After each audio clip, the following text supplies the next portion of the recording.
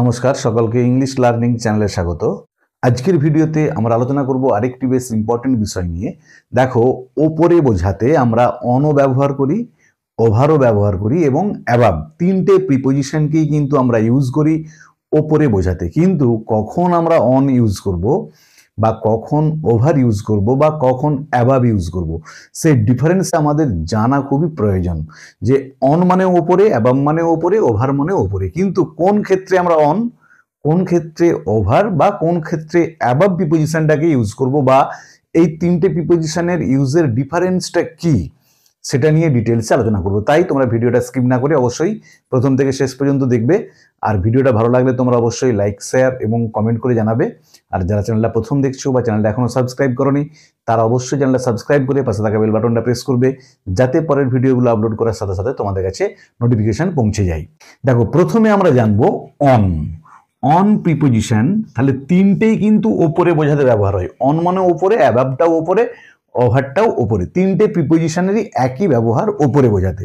তাহলে অন মানে ওপরে আমরা কোন ক্ষেত্রে ব্যবহার করব, ভালো করে মনে রাখবে। যখন কোনো একটা অবজেক্ট কোনো একটা সারফেসের ওপরে টাচ করে থাকবে, স্পর্শ করে থাকবে, তখন সেক্ষেত্রে আমরা অন প্রিপোজিশনটাকে ইউজ করব। আবার বলছি, কোনো একটা বস্তু বা কোনো একটা পদার্থ বা কোনো একটা ব্যক্তি বা কোনো একটা প্রাণী যখন কোনো একটা সারফেসের উপর টাচ করে থাকবে, সেক্ষেত্রে আমরা অন প্রিপোজিশনটা ইউজ করব। যেমন ধরো, এই যে মোবাইলটা, দেখো মোবাইলটা আমার হাতের উপরে আছে, মানে অ্যাকচুয়ালি হাতের উপর দেখো টাচ করে আছে, সারফেসটার উপরে অবজেক্টটা টাচ করে আছে। এক্ষেত্রে কিন্তু আমরা অন প্রিপোজিশনটা ইউজ করব। এরপর আমি তোমাদের কয়েকটা এক্সাম্পল দিচ্ছি, তাহলে তোমরা আরো ক্লিয়ার বুঝতে পারবে। ধরো বললাম, the book is on the table.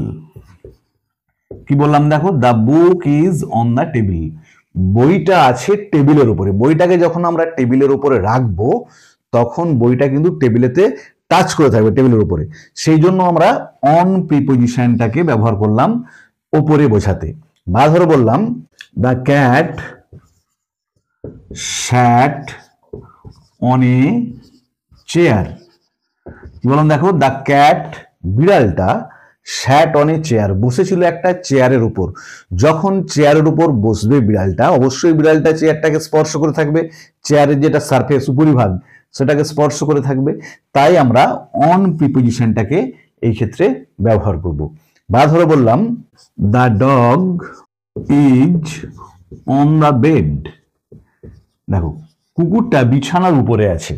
তাহলে যখন কুকুরটা যখন বিছানার উপরে থাকবে, কুকুরটা অবশ্যই বিছানাটাকে স্পর্শ করে থাকবে। তাই আমরা অন প্রিপোজিশনটাকে ব্যবহার করলাম। তাহলে দেখো, তিনটে ক্ষেত্রে আমরা কি দেখলাম, বইটা টেবিলের উপরে আছে, বইটা টেবিলটাকে স্পর্শ করে আছে, বা বিড়ালটা চেয়ারের উপর বসেছিল, সেক্ষেত্রেও বিড়ালটা চেয়ারটাকে স্পর্শ করেছিল, বা কুকুরটা ছিল বিছানার উপরে, সেক্ষেত্রেও কিন্তু কুকুরটা বিছানার উপরিভাগটাকে বা সারফেসটাকে স্পর্শ করেছিল। তাহলে যখন আমরা কোনো কিছুর ওপরে স্পর্শ করে থাকবে কোনো একটা পদার্থ বা কোনো ব্যক্তি বা কোনো বস্তু বা কোনো প্রাণী বোঝাবো, মানে অ্যাকচুয়ালি ওপরটাতে ঠিক এভাবে টাচ করে থাকবে, সেক্ষেত্রে আমরা অন প্রিপোজিশনটা ইউজ করব।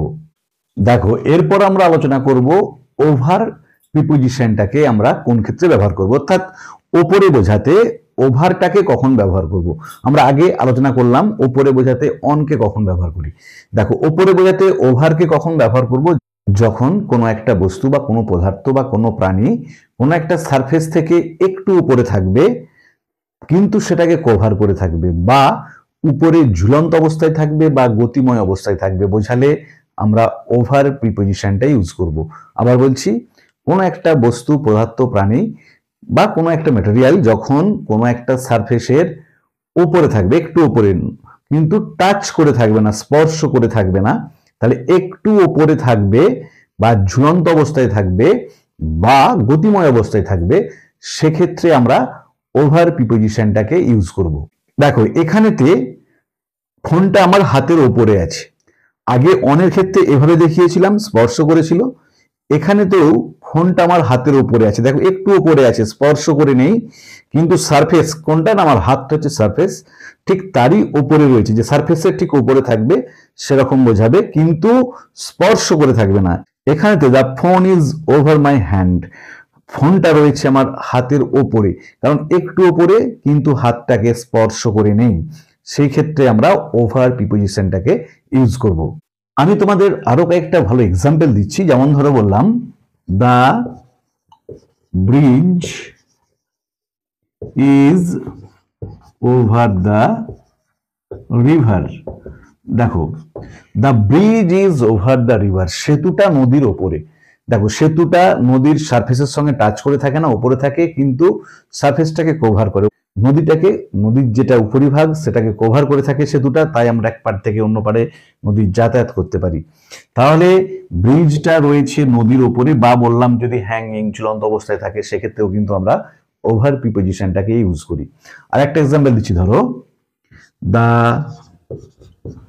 Bird is flying over the house.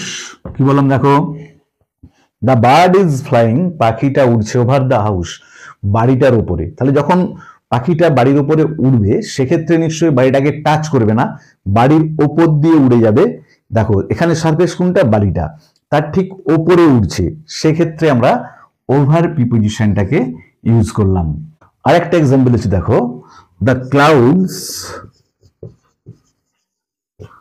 R over the mountain.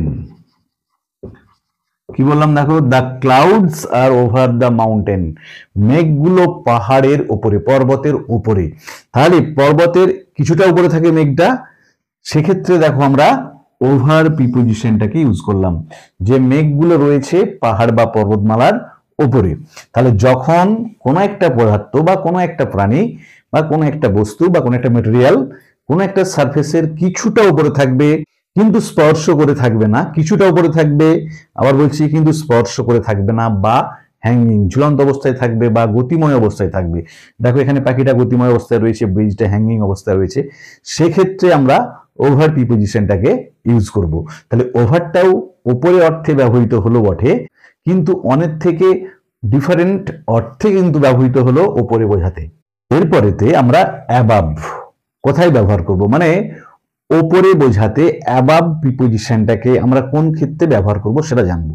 দেখো, যখন কোন একটা সারফেস থেকে অনেক ওপরে বোঝাবে, অনেক উঁচুতে বোঝাবে, সেক্ষেত্রে আমরা অ্যাবাভ প্রিপোজিশনটাকে ইউজ করি। আবার বলছি, যখন কোন একটা সারফেস থেকে অনেক উপরে, অনেকটা উঁচুতে বোঝাবে, সেক্ষেত্রে আমরা অ্যাবাভ প্রিপোজিশনটাকে ইউজ করব।